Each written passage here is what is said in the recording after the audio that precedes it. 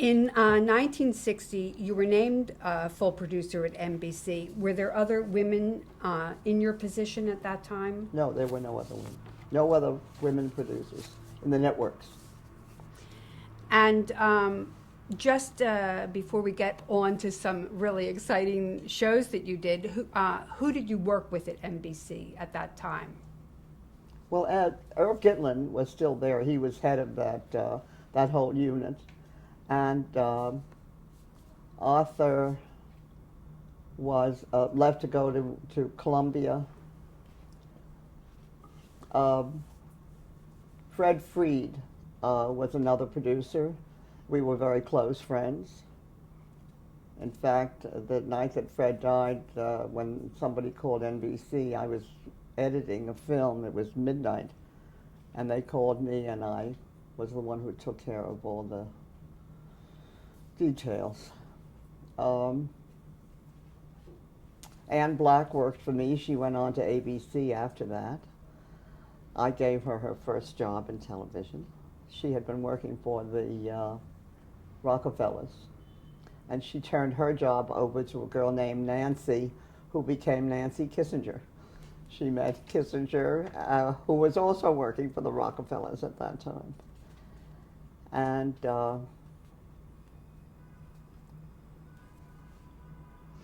mostly, this is an important point to make. Most of the women who worked at NBC in those days, when I came on as producer, were stenographers, gophers. On rare occasion, they worked their way up to researcher. On even rarer occasion, I would hire them as associate producers. None of the other guys did. None of the other producers did. Shad Northshield was a producer. God,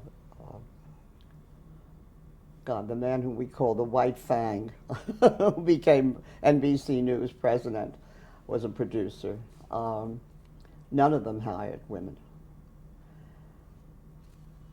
I organized the women who were working as stenographers, gophers, coffee carriers, etc., researchers. And most of these women were college graduates with really extraordinary credentials to have a class action suit. I couldn't do it. I had to be behind the scenes because I was the token executive with a decent salary and with whatever a producer was able to gain at that point. But they could. So I was behind the scenes really directing the action, and they did draw a class action suit, and we won. And as a result of that, the other two networks had to follow suit. Now, the second thing I did at the same time was that I insisted I wanted, when I did the program in China, which was a very involved and advanced project, and I needed, and even before that, even during some of the times when we did filming for Nation's Future, and we needed a double crew for editing, there was a girl who I wanted to have edit for me, a woman named Kathy Fields. Kathy Fields was working as an ERA, an editing room assistant, which meant she swept the floor. She also did not belong to the union. The union did not have women editors or in the editing union. And so when I did China, I said I want Kathy Field to be the second, on the second team, the chief editor of the second team. They said, you can't have Kathy Field. She's not in the union. I said, then you get her into the union. Otherwise, I'm not doing that film. And so they went to a Mr. Oxman, I will never forget his name because I stuck pins in his doll, and said to him, you have got to put this woman in as a member of the union because we're a union shop, and the producer insists on having her as the editor.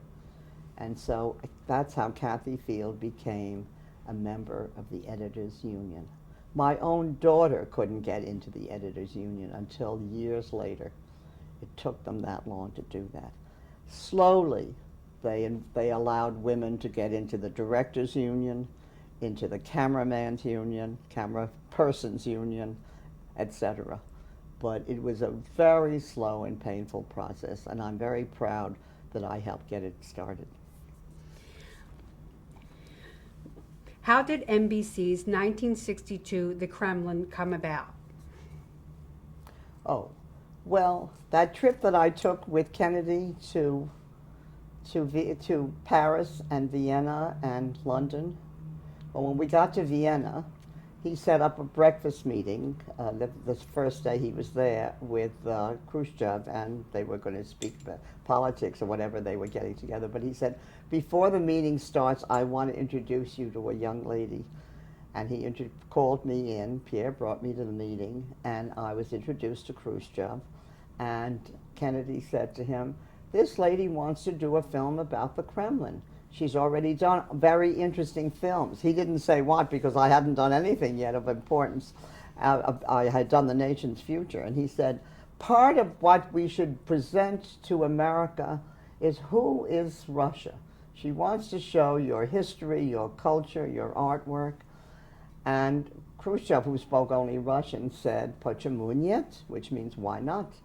So I broke out my really wonderful 3 months study of Russian, and he looked at me and laughed, and he said to me in Russian, your grammar is very bad. And my answer to him was, I understand, your grammar is just as bad. So we became instant friends. And he said, we will be in touch. And so after that meeting, when we got back to the United States, I kept writing letters. I had been writing letters for years. They never answered letters. But one day, on June something, 10th or something like that, the man who was then the NBC correspondent in Moscow, each network was allowed one person. Everybody on the staff had to be Russian, but they were allowed one journalist that was the head of the bureau. And he got a call, and he called Julian Goodman at NBC and said, listen, Lucy Jarvis is coming to Moscow on June 23rd. So Julian Goodman said, I don't understand. How did you know that? And he said, well, I got a call from the Kremlin, and they said, what airline and what time is Mrs. Jarvis arriving on June 23rd to Moscow to work on her film on the Kremlin? And the reason I remember the date is because it's my birthday. And so on June 23rd, with 2 weeks' notice, I took off for Moscow with the blessings of Irv Gitlin, who had to let me off from The Nation's Future. And he said, this is the way. He said, you could, if you don't get it, he said, if something happens, you can always say, well, you really wanted to do a program for The Nation's Future. And so that you won't have egg on your face, which was very important because I was still the only woman. And I have to tell you, there were 19 producers in New York, Chicago, Washington, California for NBC, and they were not very happy about me. They learned to love me after a while because I gave the network such a boost in ratings because of these shows, because they were so unusual and never before happening. But at that time, it was very difficult. So Irving Gitlin really covered my rear end by saying, well, if nothing else, she's going to do something for a nation's future. But by the time I got to Moscow, I knew I was going to talk them into letting me do the Kremlin. And had the Kremlin ever been filmed before, ever, by never. anybody? No, never been. There was a book that was done, a picture book that was done, but it was never done on film. They never allowed Russians to film inside the Kremlin. And I filmed every corner, every inch of that building. And It wasn't a building, of that whole complex, 60-something acres of ground. What were some of the technical difficulties in filming inside the Kremlin? There were a lot of problems. There were a lot of problems, and I have to tell you that the crowning blow was that after I shot 50,000 feet of 35 millimeter color, of which you use only about 5,000 of 35 millimeter in an hour show. NBC, instead of storing the film, 5 years later when I went to get to use some of that film, I found out they had burned it because there was no space in the warehouse. Nobody had ever before or since been allowed to film inside the Kremlin. So the only people who have a full roster of that film was what I gave the Kremlin. I had a whole, and when I processed the film, I had it done in duplicate. So because I promised them that I would give it to them. And in that way, I didn't have to show them 1 foot of film. I took the whole thing out. And that was very unusual for them, to allow me to film as much as I did in their sanctum sanctorum and never show it to them until they saw it on the air or until I sent them a foot by foot a copy of everything I had. So they're the only ones who have all my film. NBC only has the cut story. That was a scandal. But it was very tough filming there. And for example, we decided we wanted to show what happened during the Napoleon era and how the Russians burned down the Kremlin. And so I went to a ballet performance one night, and the ballet was War and Peace, and they showed how they burned the Kremlin. And I went to see the technicians and the guys, and they have incredible theater, way ahead of us. And they told me how they showed the Kremlin burning, and with these smudge pots and so on. So I did the same thing, and I called the Moscow government, and I warned them. I said, let the fire department know that this is not for real. We're shooting a film here. And everybody was warned, and still at 3 o'clock in the morning when we set the fire engines came from everywhere. The whole city was up in arms. They thought the Kremlin was on fire. Did you use an all NBC crew, or were there a Russian crew as well? No, well, of course we used a Russian crew as well. Even the NBC crew was an international crew. The chief cameraman came from London, and I had 2 people from France. In fact, the whole crew was an international crew. And then we used, that was a courtesy to the Russians, to allow them to send people along with us, cameramen, and most of the time I wouldn't let them film because they had such terrible equipment, such noisy, terrible equipment. But I let them work with our crew, and it was an eye-opener for them. They really, I think one of the reasons they allowed me to do this is because they wanted to see how we work and how we shoot in color and what we do. Remember that was the first major program in color on television, the Kremlin. And when we finished it, General Sarnoff went on the air and said, if you want to see the Kremlin in color, go out and buy an RCA color set. And they sold 4 million sets in 1 month's time before the show went on the air. How much access did you have? Could you go anywhere in the Kremlin? We went anywhere. It was incredible what they had. They opened the doors everywhere. And when you did have a problem, what did you do about some of the problems that befronted you? There was a man who was assigned to us who I used to have big fights with all the time. But we barreled through. There was one time when Khrushchev, who was supposed to have been cooperating and doing an interview, I had a wonderful idea for a shot in which we dollied down this corridor in the part of the Kremlin where the government was. When we finished shooting all of the historical portions, including, by the way, the apartment that Stalin had lived in. Stalin was the only one who lived in the Kremlin, beside the Tsars, of course, but the only one of the new regime who was allowed to live in the Kremlin. After he died, or was thrown out, he died, everybody else after that had an apartment somewhere else on Moscow Hills and so on. There was no longer use of the Kremlin for a leader. It was only for historic purposes or museum. But I filmed his entire apartment, which had been closed to the public. I also filmed an apartment, by the way, They said to me, we want to invite President Kennedy and his wife. And they took me to this apartment. It was beautiful. And they said, tell us what color she likes. I mean, I had to guess. I said turquoise.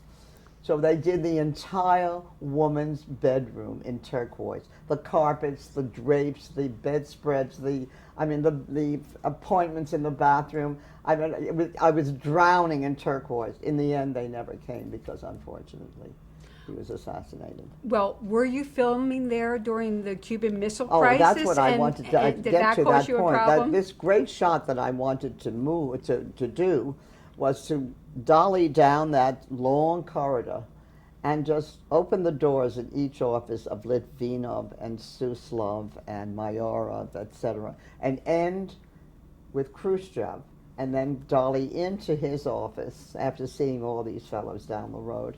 This was in the Kremlin office area, and which was verboten. If you tried to walk across the Kremlin promenade to that building, the whistles blew once. The second time, there were no whistles. There were just shotguns. So nobody was allowed in that area. And we were allowed to come in there with our crew. And so I was going to end up with Khrushchev and go in and do the interview with him. And then he told us that he was not going to do the interview.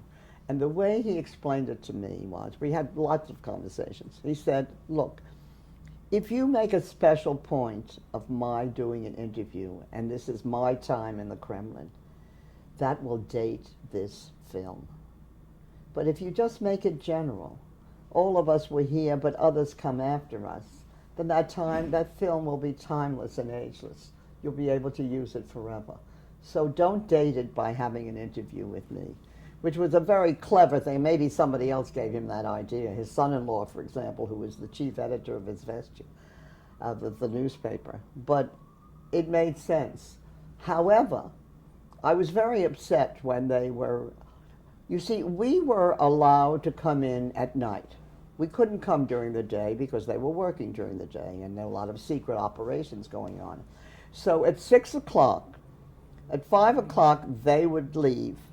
From 5 to 6, it would be cleaned out, shredded, hidden, whatever. At 6 o'clock, we were allowed to come in with our trucks and our generators and our crew and film inside that part of the Kremlin. It was Lenin's apartment. It was the offices of all these important people. It was the Presidium where they sat and had their meetings, etc.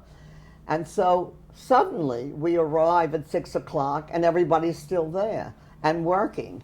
And the lights are on, and they're cursing us because we're laying our cables all over the floors, and we're filming everywhere and tripping over them, and they're tripping. Later, I learned that Khrushchev said to them, "Let her finish, let her finish." But I didn't know what was going on because there was no radio or television that you turned on and got the local news or got the international news. There just wasn't such a thing in those days. The second, and this was during the Halloween period. The second day, I got a call from Foy Kohler, who was the American ambassador, who invited me to lunch. That morning, he said, "Can you come to lunch today?" And we always accepted a lunch date because the food was so terrible in those days. We lived on caviar, which was not so terrible, but everything else was inedible. And so I said, of course, I'd love to come to lunch. And I came down to the embassy at 1 o'clock for lunch and was served a fabulous lunch, but there was only one other person in the room, which was very unusual. I thought he was having a luncheon party, which they did very often, visiting firemen and so on. There was one guy with a little rosette in his lapel, so we knew who he was, and the ambassador and me, and he said, "Well, tell me how things are going." And I said, "Oh, everything is fine," except I said, well, they're supposed to go home at 5 o'clock. And we come in at 6 o'clock. And now, for the last couple of days, they're not going home. And it's a pain in the neck because, they stumble over my cables and Khrushchev won't do the interview that he promised to do. And I don't know what's going on there. And he said, well, Kennedy and Khrushchev are having an argument. I said, they're having an argument. He said, yes, but as long as they didn't throw you out, how much work do you have to do? I said, well, another 3 days we'll be finished. We're at the end now. We've really reached the end. We've been filming since June. And everything is wrapping up in the government offices. And I was going to finish with Khrushchev's interview. He said, never mind, you don't. And I told him what Khrushchev said, and he said, never mind, he's right. You don't need to date this film. And just finish your work and pack up and go home. So I said, thank you very much for lunch. I walk out. On my way out, I passed the cable office. And I stopped into the office and I sent a cable to Pierre Salinger. I said, I just heard from Foy Kohler that the president is having an argument with Khrushchev. Couldn't he wait until I'm finished in 3 days? He's lousing up my film. And I fire that off. 3 days later, we have a big party, a going away, a hoopla, everybody kissing everybody goodbye. We wrap up the film, we fly to Paris. I arrive in Paris and hear that I had been inside the Kremlin during the Cuban Missile Crisis. And the reason for their not going home at night is because they were deciding whether to start World War III or not. And I sent that cable to Pierre, and I thought, my God, what have I done? And I run to the phone, and I call Pierre, and I said, listen, you have to understand. I mean, there's no way that I knew what was going on. You don't have telephones, and you don't have radios and television and the New York Times. I said, the Times guy wasn't even in town. He said, never mind. The president said, when I hear from you and you're out of there, to tell you to get your ass down here as quickly as possible, and he will discuss this whole thing with you when he sees you. So you can imagine how I felt. I sent everybody off to New York, and I get into a plane and I go to Washington, and I arrive in Washington, and I come to Pierre's office. He said, don't come in here. Just walk down the hall to Evelyn Lincoln, that's the president's secretary, and she'll tell you what to do. And I walk down the hall, and Evelyn Lincoln said, oh, the president heard you're in town, and he's expecting you. Just a moment, I'll tell him you're here. And she announces me, and I walk in talking as fast as I can. Mr. President, you don't understand. I mean, I had no way of knowing. I would never have said such a stupid, and on and on and on. And he said, I saw that cable, and I've been checking up. And I have to tell you, I told Khrushchev that if he gets the missiles out of Cuba, I promise him I'll take Lucy Jarvis out of the Kremlin. that was how we solved the Cuban Missile Crisis. He took the missiles out of Cuba, and I left Moscow and the Kremlin intact. So, on to the next thing. well, I just wanted to say one thing. How long, when the show actually was aired, what was the reaction to it? Oh, it's incredible. It was one of the few things that had been on the air 3 times. I mean, there was not only did I think it was Xerox who no, it was that huge manufacturer of farm equipment, etc. That Xerox was one of the 3Ms? 3Ms? No, it wasn't 3Ms. American Harvester? Yeah, American. And Xerox were the double, and then Xerox bought it the second time and the third time and ran it again. In a period of 1 year, it was on. It would never had happened before. In a period of 1 year, it had been on 3 times. They had an enormous ratings on it, and thousands of letters. More the next time around. There were more for the next show. I'll tell you about that soon. But there were thousands of letters about the Kremlin. And normally on a show, we get 15, 20, 25% of feedback, beefing about why did you do that, and why didn't you do this, and what kind of a show is this, and when you propaganda and so on. In the case of the Kremlin, it was less than 15%. We were very surprised. And just for the record, your writer on the show, who did you worked with? George Vikas, yes. He was the writer on the show. And the on-air was after you cut the show, who was your? There was no personality on It was there. all mise en scene. Right. It was mise en Right. scene. And then your next coup was the Louvre, the Golden The Prison. Golden Prison. So how did that come about? I wanted to do a film on the Louvre for the same reason I did the film on the Kremlin.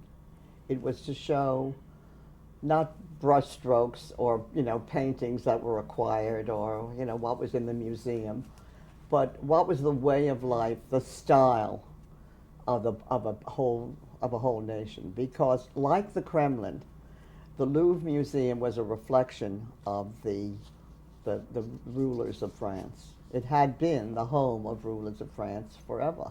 I mean, all the kings and Napoleon, etc. And so I decided I should do a film about this. Well, they had never allowed cameras inside the Louvre. It just was not something that they were afraid of of lights, they were afraid of the reaction, and they were just very stuffy about it. And there were 16 different departments, and each department had to okay allowing the Louvre to be filmed. And so I had to go to each one of these fellows and convince them that they should allow this to happen. And the way I did that was to say, well, if you have a film about the Louvre and you allow me to film your department, then when people want to come here, we'll tell them to see. They didn't want to open the Louvre to the public. They thought the Louvre should never be open to the public. It should only be for experts, for professors and specialists who come and do study, and do comparative analysis about what's happening at the Louvre or at other parts of the world, other artists and so on. They did not want to open it to the public. So I gave them the excuse they could have a film and they wouldn't have to open it to work, but that was nonsense. I mean, the Louvre is one of the great attractions of France. And now it's probably even greater since I.M. did, after we were there, long after we were there, he came and did other works. But we found things that they didn't know they had. We found the moat around the edge of the Louvre that had been buried and covered over for generations. We found works on the roof of the Louvre that nobody had ever seen because nobody filmed it, and you couldn't go up there. There's no elevator or trespassing, passage to get to the roof, and yet on the roof itself there is a museum of incredible sculptures and figures. So we discovered things in the Louvre that nobody even knew were there until we filmed them. The woman who was the curator of the Louvre became my friend, Madame Ur. And at first she was very jealous because they never allowed her to bring cameras in. And she did a program for a local television staff, for RTF France, Radio Television Française. And she was never allowed to bring cameras throughout the shoot. They were only allowed her to do an interview in her office.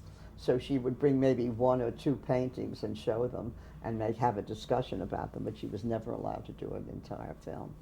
So it was really extraordinary that I got the permission to do that, but it was Andre Malraux who allowed it. Okay.